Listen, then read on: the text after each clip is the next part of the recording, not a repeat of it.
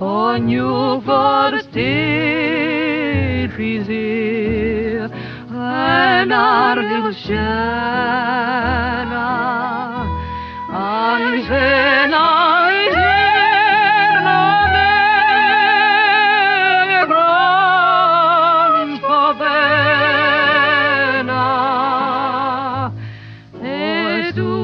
Acciappante per l'oro sarena.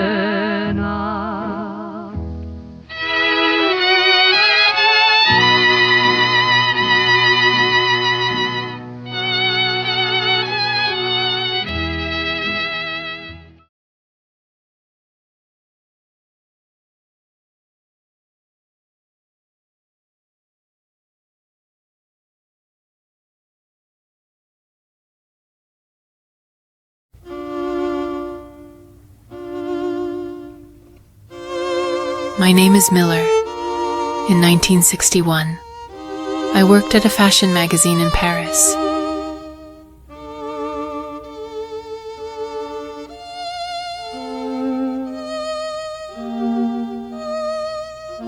He is not my husband. I just work for him. I'm his secretary. Is everything okay? Oh, of course. I just wanted to see you for a bit. If you're not busy, could you make me some coffee?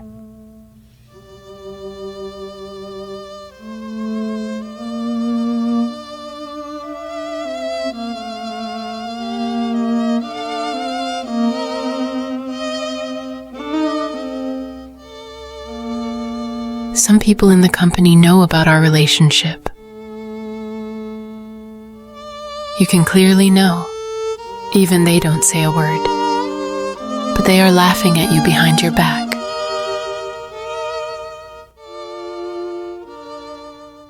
Even the man who caused all of this looks down on you from the bottom of his heart too.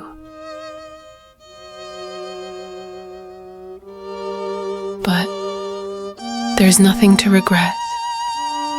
The path was chosen by myself.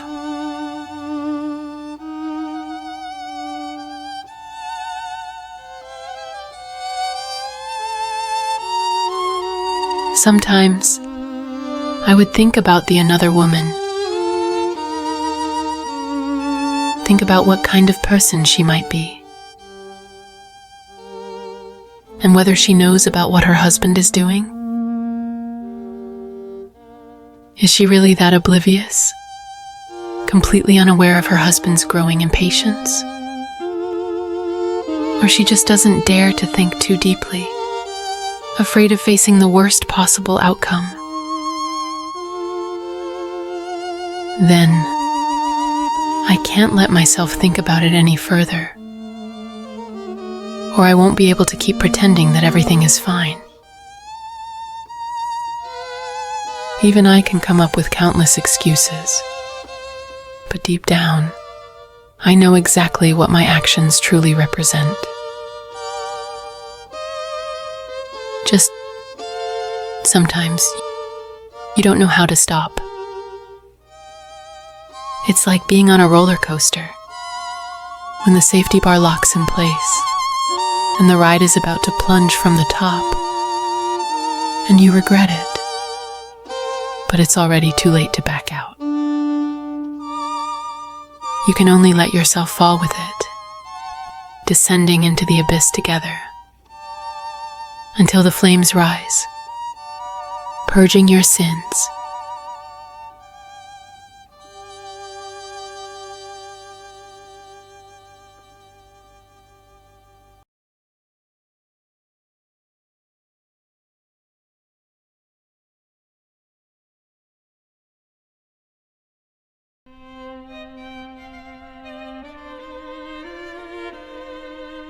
I've always thought love at first sight is something unrealistic, although it sounds romantic. But in the real world, it feels more like a fleeting fantasy. You don't even know what kind of person he truly is. What is the stories behind him? Yet you decide they're the one based on just a single glance across a crowded room. In some ways, I even feel this could be kind of behavior is a bit irresponsible. But that's life, isn't it? You never know what's going to happen next. It was when we went to Italy to shoot the cover for the magazine.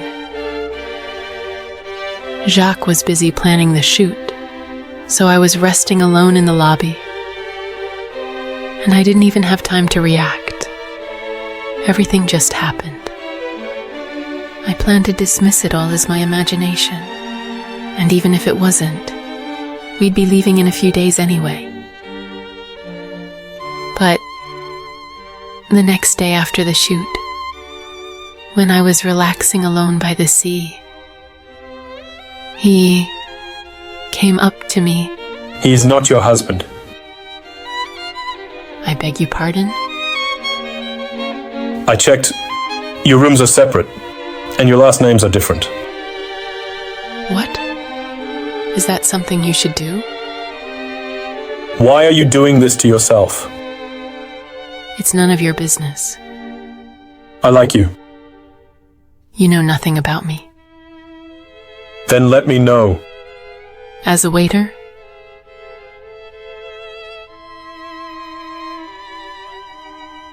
Please just leave. I'll pretend like nothing happened. I won't give up.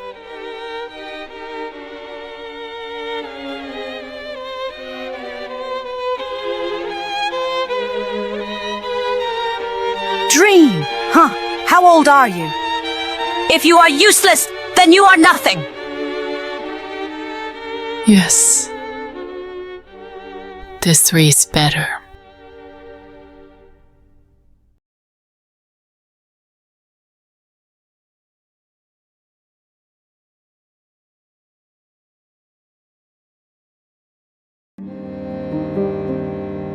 The way I was raised taught me, you must have enough value to get what you want and do what you desire. So when I saw him give up everything in Italy and follow me to Paris with nothing, I was completely shocked. I even can't imagine what kind of behavior this was. Knowing no one and with not a penny in his pocket, how was he going to survive? But I couldn't let myself soften because of this. I'm no longer a girl in 20 anymore. I have to think about my future. But no matter how I ignored him, he still waited for me every day downstairs to greet me on my way to and from work. I have to admit, his persistence did touch me in some way. One night, I even dreamed that I married him.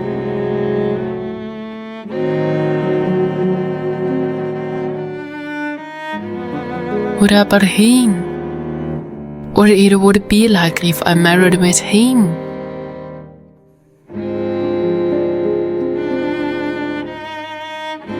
I couldn't imagine it at all. Soon, the reason came to me.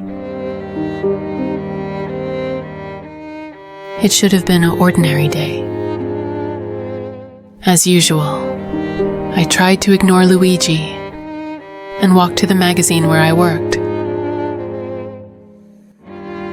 But as soon as I walked in, I could sense that something was not right.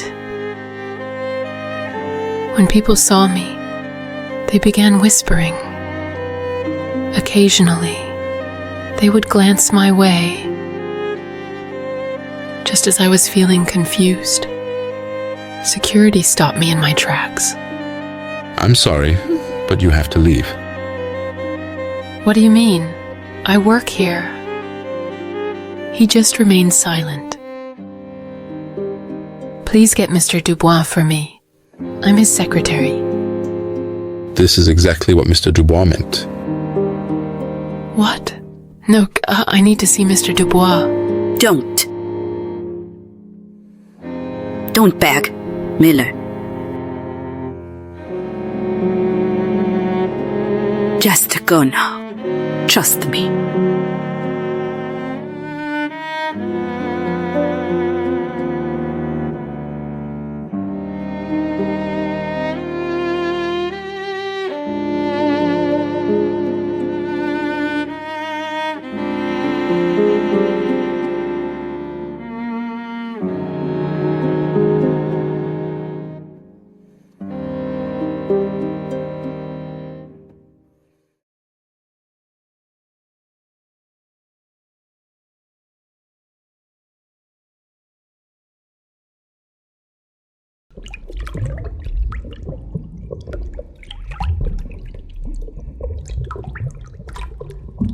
I'm sinking.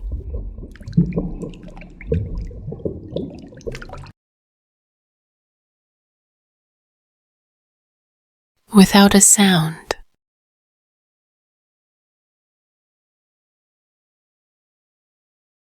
Without a light.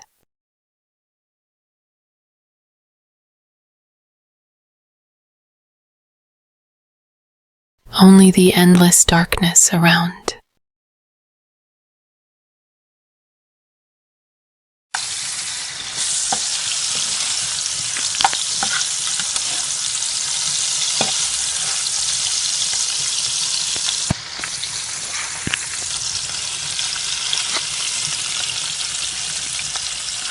You're awake? Yeah. Wait a moment. Dinner will be ready soon. You can cook? I learned a bit from my grandmother. She used to tell me that a man should know how to cook, so he can take care of his love. You're never going to feel shy, are you?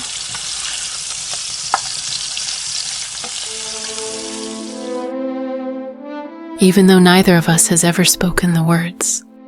But I think we've already established our relationship through a silent, mutual understanding. Later that day, my colleague Miranda called me and explained the reason behind the matter. The reason was that during our time in Venice, the kiss I with Jacques for refused Luigi's quest was caught by paparazzi and published in a gossip magazine.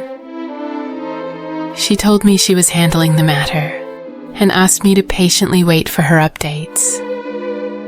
I was grateful for her comfort and felt ashamed of my previous assumptions about her attitude toward me, even though I was well aware that I might not receive a follow-up call, but I was still deeply grateful for everything she had done for me. Fate is truly a strange thing, isn't it? That moment of refusing Luigi's kiss ultimately brought us together. After being with him, I've experienced many things that feel different.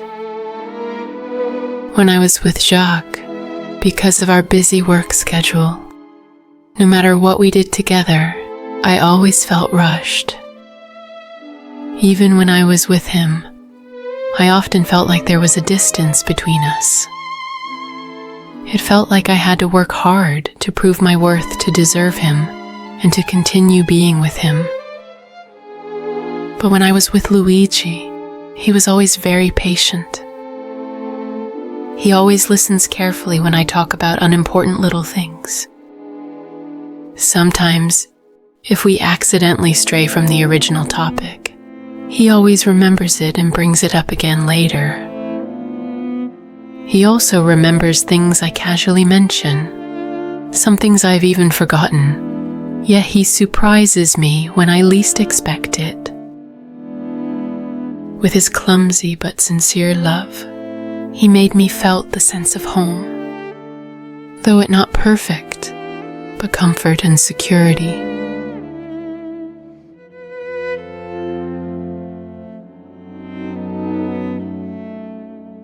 Because of the scandal, I can't continue working in my previous industry.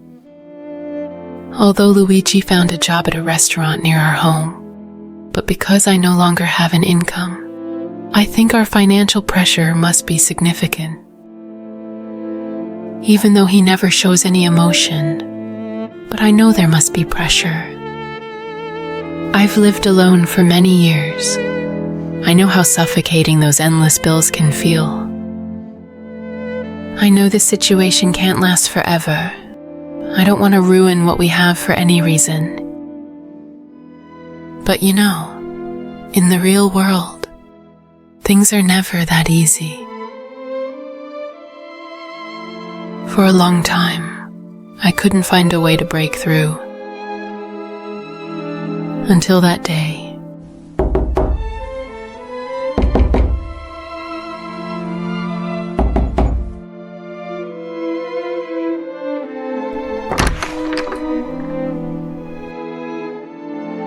I don't know if you've ever had this experience.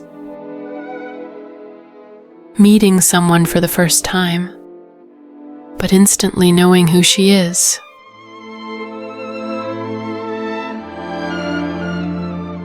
You're Jacques' wife.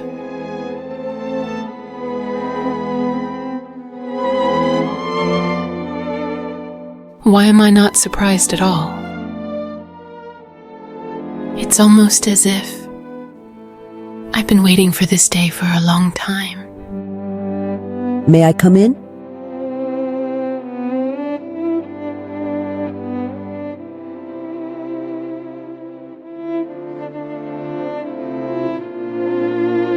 What do you think she'll do? Will she yell at me? Or even hit me? Are you okay? Yes. I heard that because of that incident you can't work anymore. How's your life going? Is she concerned about me now? Jacques and I divorced, and I received a sum of money from the settlement. I don't understand. I want to open a restaurant. I heard you might know someone who can help. Luigi? He doesn't have any experience running a restaurant. He's just providing services.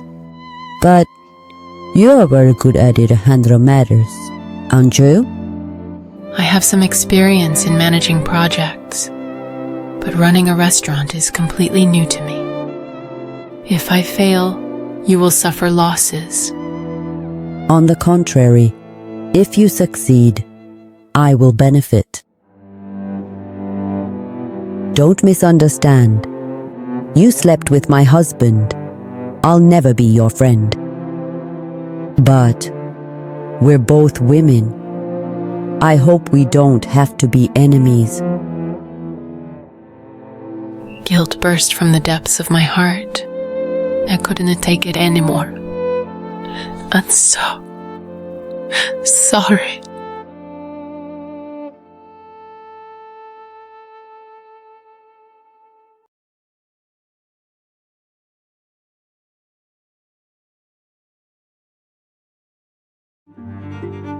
Over the next few weeks, we began planning the details of the restaurant. Since most French dishes are small in portion, we wanted to open a restaurant where people could leave feeling full and satisfied. After finalizing the general direction, we began working separately. Helen took charge of the finances and securing the location. I reached out to designers and suppliers I knew from my time at the magazine, started preparing for the decoration and purchasing ingredients. Luigi also joined us. As the head chef, he was busy designing the menu. As I watched the renovation team begin their work, I felt a glimmer of hope for the first time in a long while. It was a fresh start to me, a chance to rebuild what I thought I had lost.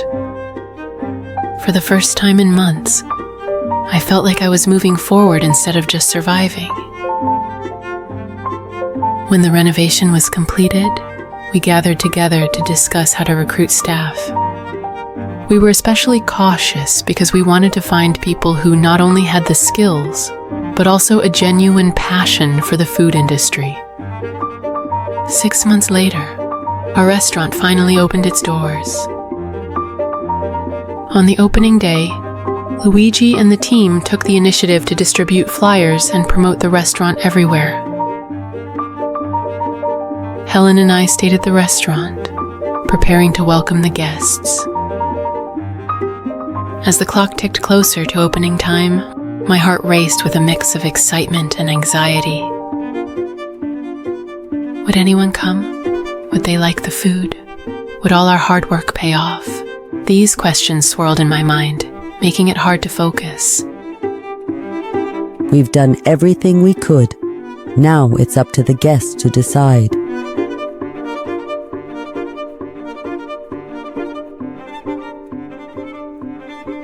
At 12:15, the first guests finally arrived.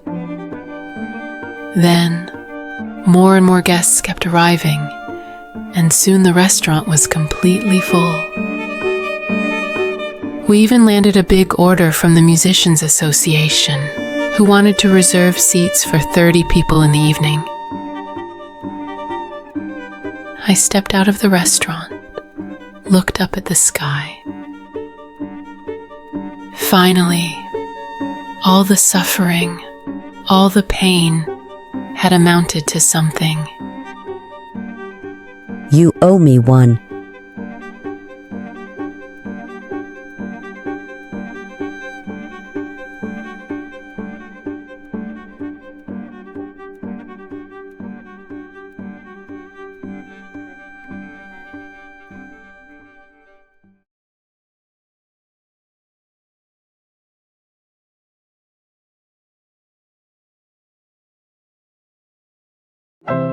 I never thought I'd actually receive a call from Miranda again. She told me she had taken care of everything and hoped to meet me at the office. Returning to a familiar place always brings mixed emotions, especially a place where I had spent years building my career, but also lost everything. She's waiting for you. Not stopping me this time?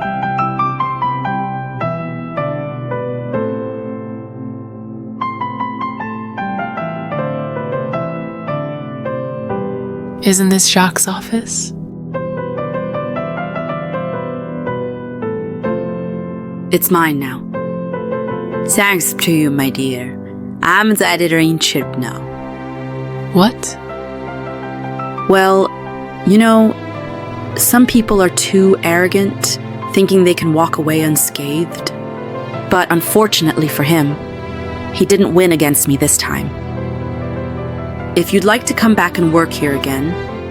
No, I've already moved forward. I understand. Then I wish you all the best.